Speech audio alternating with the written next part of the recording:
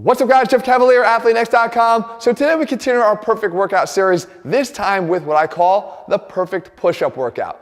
And no, we're not gonna be using any of those twisting push-up devices to do it. As a matter of fact, you're not even gonna find any rep counts here. Why? Because as soon as I see a push-up driven workout that has reps as the goal, the end goal of the workout, I know immediately that the person who prescribed that doesn't really understand the main benefit of push-ups and the fact that there is so much variability and our abilities to do different kinds of push-ups that assigning a rep count is not going to cut it. You need to train these exercises to failure. And beyond that, we also have to understand that push-ups by their own biomechanics are somewhat limited in terms of the activation on the chest.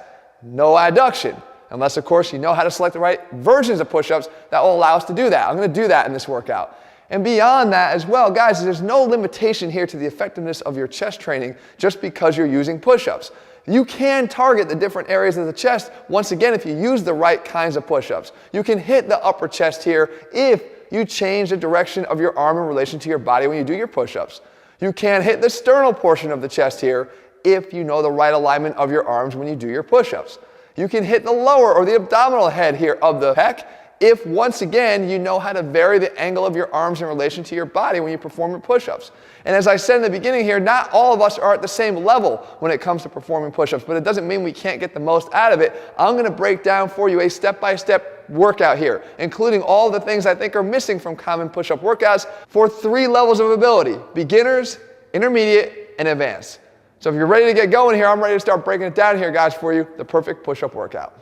All right, so as we kick off this workout, remember, just because your selection of exercise is minimized to push-ups and push-up variations, it doesn't mean that we have to throw all chest training science out the window with it. We can still hit the different areas of the chest as we would with a full chest workout, as long as we understand the positioning of the arms as we perform our exercises. And we start here with a targeting of the upper chest, the clavicular fibers of the chest that move and run downward and outward, which we should understand right away if you're following this channel for any length of time, that if we want to follow those fibers, we need to move our arms in a position or in a direction from low to high. Following the direction of these fibers that run this way, we want to make sure that our body moves in that same way. And we can actually do that here with the first one here for beginners, this knee push away.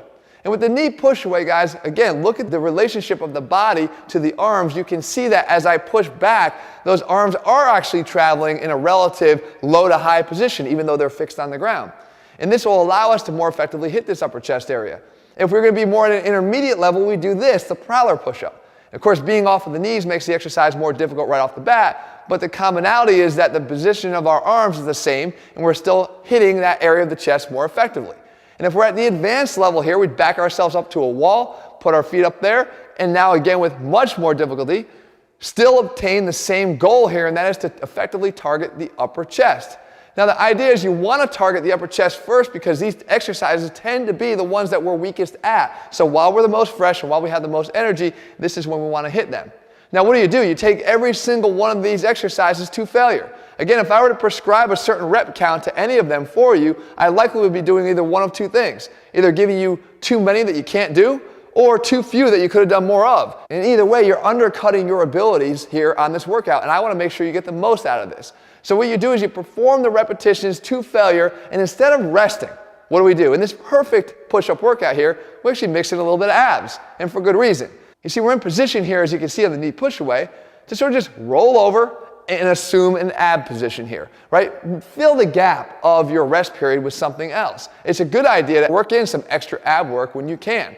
This is a great opportunity. This V-sit hold allows us to do that.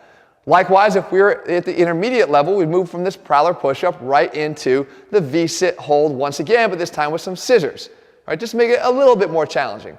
And you just do this ab exercise until you're ready to go back and perform the next exercise in the push-up workout. For the more advanced here, we transition from that decline push-up right into something that's a little bit more dynamic, and it's the scissor V-up. Now, you perform this again for your rest period, and you move on to phase 2 of the workout here. Now, we want to target that middle or sternal portion of the chest. So we have 3 options once again. If you're at the beginner level, you're going to perform standard push-ups from your knees. And you can see here, guys, again, the idea is to really lock out the arms fully, get a good full push-up. We talked about that in previous videos too, and just rep them out until failure. Make sure that you're not leaving your butt stuck up in the air, but you got it dropped down, your hips are down, and again, you perform good, solid, full range push-ups. If you're at the intermediate level, you perform standard push-ups from your toes. Once again, same concept here, take it all the way to failure. If you're doing the advanced version here, you'd perform this exercise, and this is the archer. Now, obviously, this is more difficult, but with all of these guys, what is the common theme again? The position of the arms is now aligned pretty much at this horizontal, allowing us to more effectively hit the fibers of the chest that run in this direction laterally from the sternum out to the arm. So you want to perform each of these, and then once again, we fill the rest period with the same exercises we did in the beginning, the ab exercises, the V-sit hold for the beginners, the V-sit hold and scissors for the intermediate, and then the scissor V-up for the more advanced.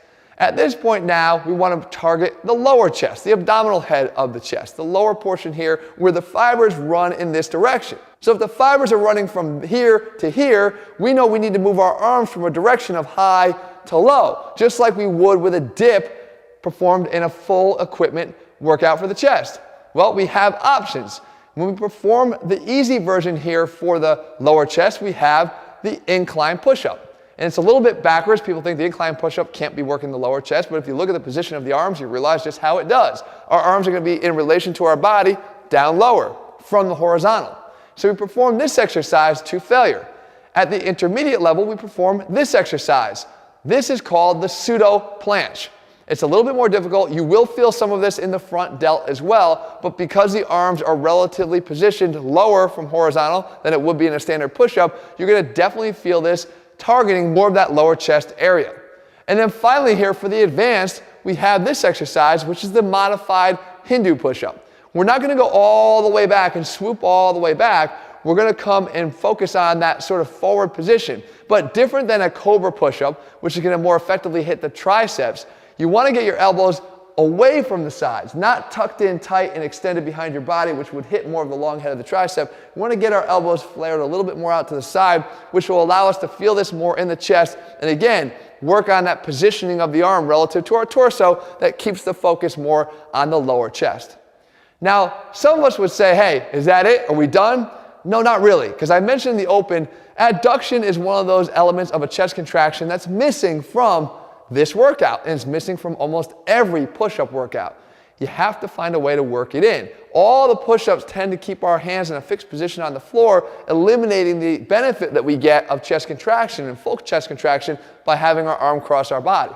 So if our hands are still in contact with the floor, is there something we can do to create adduction, at least relatively? And we can turn our body towards the arm to create that. So every perfect push-up workout has to have some form of an adduction exercise. So for the beginners, you're going to be doing what we call here the twisting push-up from your knees. And again, you can see that instead of having to move my arm towards the midline, what I do is I move my body towards the arm, which creates an adduction of the arm. And we rep this out to failure, once again going back to our ab exercise for our rest period. At the intermediate level, we're going to do the twisting push-up once again, but this time not from our knees, but from our toes. You can see me repping out a few here. The idea is still the same.